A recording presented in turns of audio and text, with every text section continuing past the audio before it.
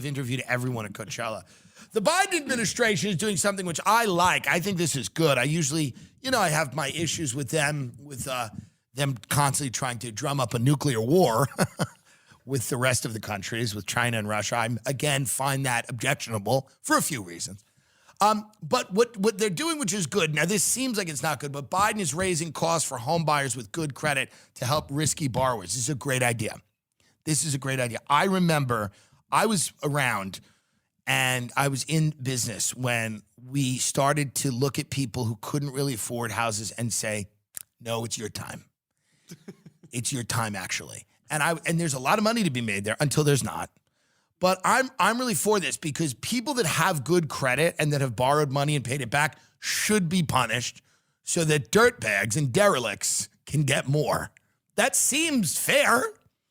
Homebuyers with good credit scores will soon be facing higher mortgage fees as the Biden administration seeks to close the racial homeownership gap and get more first-time and low-income buyers through the door.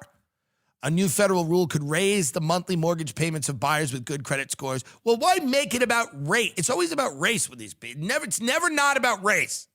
It's always about, well, we have to close the racial homeownership gap. Okay, but if you give people houses they can't afford, remember when you did that? We did that. That was the subprime mortgage. And why do you think we did that?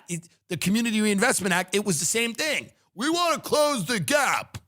And no one closes the gap in an effective way. They just give sham mortgages to people and disguise the mortgages so that people think they can afford them up until they can't. In the short term, this may increase homeownership among the targeted group, but I'm afraid it could decrease homeownership among the middle class. Jerry Howard said. This is all things that we're trying to do here. I think it's good, ideally, to obviously you want more people to own houses. But I don't know if fucking over people that have paid their bills is the right way to do it. That seems odd. That seems like a strange way to do it. I don't know. So they're gonna charge certain people less so that they could get them into houses. And, here's the deal. I think that there's deeper structural problems with why Black and Hispanic people don't have the type of down payments, and you should try to address those. And I'm not saying you shouldn't have programs for them as first-time home buyers, but this is exactly why we had a subprime mortgage crisis, because Wall Street, which has no morality, was like, great, because all they needed was the directive. They were like, get more people into homes. Wall Street's like, great, good, done. And then they were like, how about this negative amortization loan? You pay your mortgage, but it gets bigger. How about this? Pick a payment loan. There's 4 options for you to pay.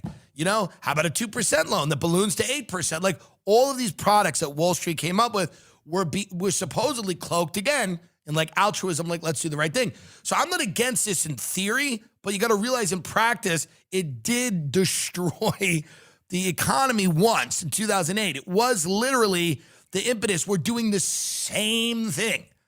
But it would be like today if somebody said, I think we should research his diseases in China. Let's put a lab in China where we weaponize, imagine there was a disease, like a respiratory illness, but it was really bad. Let's put a lab in China and let's experiment on, bats or other things. Let's manipulate the viruses to see how bad they can really get. And let's hope nothing gets out. That's literally what this is. That's like suggesting a coronavirus research program today. That's really what it comes down to. These are the things that fucked everybody up.